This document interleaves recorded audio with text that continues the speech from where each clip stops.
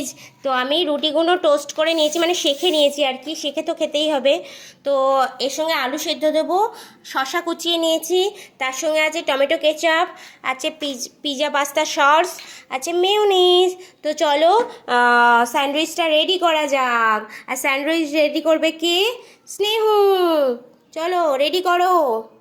প্রথমে আমরা একটাতে দেব কেচাপ, কেচাপ দিয়ে দিলাম।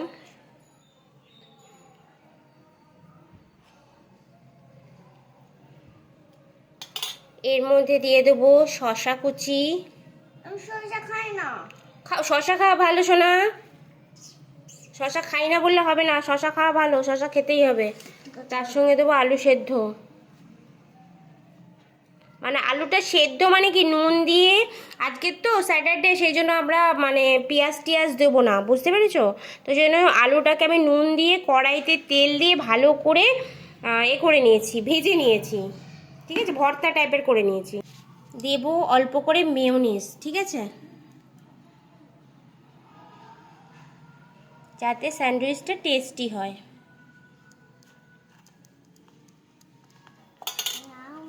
তো আমি না পিজা পাস্তা সসটা এখন আর দেবো না, কারণ আমি দিয়েছি কেচাপ। আগে ওইটা খেয়ে বলবে, তারপরে আমি পিজা পাস্তা সসটা দেবো।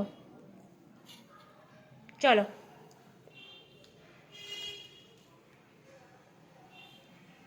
ও খেতে থাকুক, ততক্ষণ আমি আরেকটা বানিয়ে নেবো। আর বাবা পিৎজা পাস্তা সস দিলে ভালো লাগছে না। পিজা পাস্তা সস না দিলে নাকি ভালো লাগছে না। চলো ওকে দিয়ে দিই তাহলে একটুখানি পিজা পাস্তা সস।